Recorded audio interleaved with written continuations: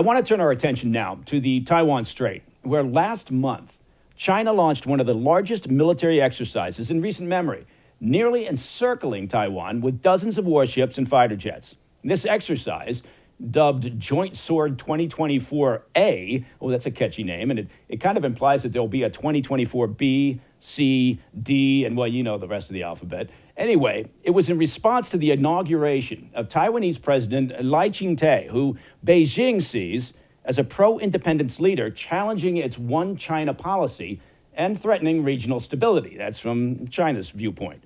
The exercise has led many analysts to suspect that China might go for an economic blockade instead of a full-scale military invasion. But my next guest argues that this approach is unlikely to succeed and would probably lead to war. Joining me now is the co-founder of the cybersecurity firm CrowdStrike and author of the book World on the Brink: How America Can Beat China in the Race for the 21st Century. I'm very pleased to have Dmitri Alperovitch on the show. Dmitri, thanks so much for joining us here on the Situation Report. So good to be with you. Thanks for having me. Now, here's the top line question, and you run with it in any direction you want to. Is Xi Jinping's China, are they going to invade in some fashion Taiwan? Look, I think he wants to. I think he's determined to take Taiwan. Now, he would prefer to do it peacefully. As Clausewitz famously said, every aggressor wants to conquer their neighbors peacefully without opposition. But Xi Jinping also said that if he can't do it peacefully, that he will use force. And they've been preparing the military for 40 plus years to do this operation, which is very, very difficult to pull off. We should not underestimate the level of difficulty here. This would be, if they go for it, probably the most difficult operation ever conducted in military history to take the island of Taiwan. But he wants to do it, and I think he wants to do it in his lifetime and while he's still in power so he can get credit for it. He's very ego-driven, and of course, he's up for re-election in the Chinese Communist Party in 2027, very likely to get another 5-year term. But in 2032, he'll be 79. And in their system, perhaps unlike our system, they don't tend to elect leaders into their 80s. So I'm very worried that that sort of period 28 through 32 is the window for him to potentially launch this invasion. Okay, well, I mean, for what it's worth, I think you're spot on in terms of this idea that he wants to do it while he's in charge. It's going to be his legacy. And I think, people had talked about when could this happen.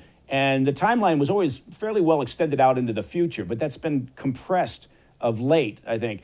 So you argue that, if it's not a military invasion and it's an economic blockade, that the end result could still be the same, a full-out war.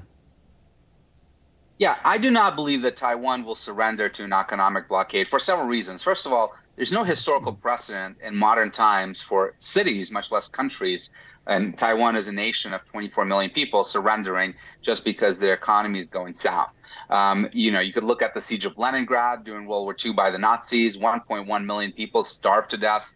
The Soviets did not surrender. More recent times, the siege of Sarajevo in the 1990s, 65,000 casualties, but the city did not surrender. So this idea that the Taiwanese would surrender just because their economy is in trouble, particularly when they know the consequences, right? The Chinese make it very clear what they're going to do to the Taiwanese population once they conquer it. They're talking about re-education camps, and if the Taiwanese have any questions about what that means, all they have to do is look across the strait into what's happening in Xinjiang with the Uyghurs and say, you know what, that doesn't really sound that appealing. And Taiwan, really, as I write in my book, is very self-sufficient. So they have ability to produce a lot of food. Now, it's not Wagyu beef, it's not caviar, it's not going to be a luxurious diet, but they produce a lot of rice. They have a lot of fish in their lakes and rivers. They have a lot of vegetable and pineapple production. So they have enough to sustain themselves, even if it's not going to be the most wonderful diet in the world, but they're going to have enough calories. And it's also tropical climate. So even though they're highly dependent on energy imports, they're also not going to freeze to death, unlike, say, the Ukrainians, whose energy grid is being pummeled by the Russians on a daily basis. And they're not surrendering, of course. So I just don't see any possibility for Taiwan to surrender. And then they have options to go offensively to counter-blockade China, because the top 5 Chinese ports are within striking distance of their missiles.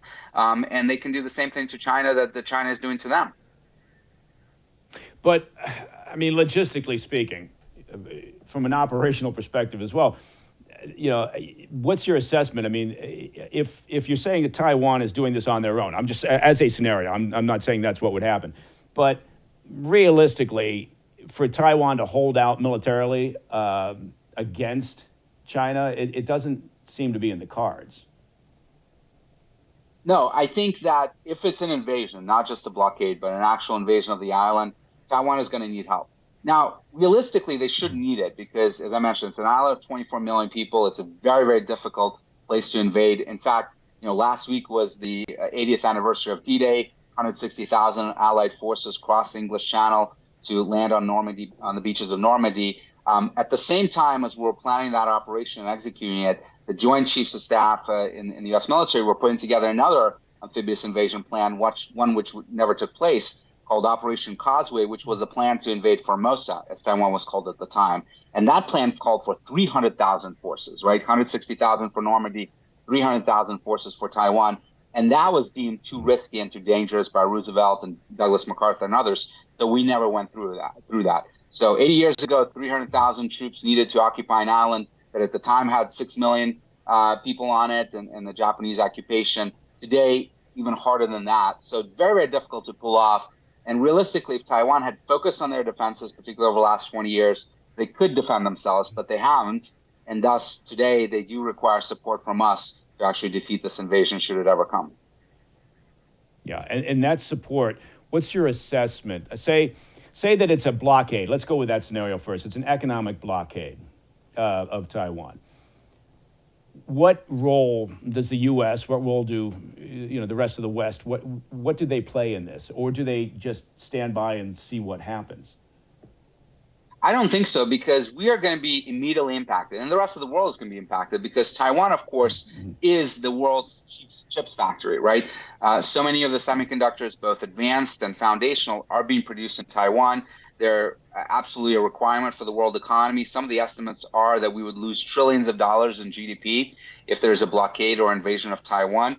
So, and by the way, China would be heavily impacted as well. So the pressure on them from the rest of the world, including the United States, and even domestically, every single day that this blockade goes by is going to be absolutely immense.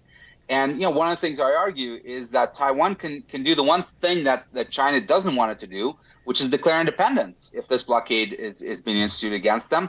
And one of the things that the United States could do is threaten that we would recognize that independence and forever change the status quo in the Taiwan Strait if China does not relent and does not abolish this blockade. So not only does Taiwan have enough resiliency to withstand a blockade, but it also has a number of offensive options that could make life very, very difficult for China.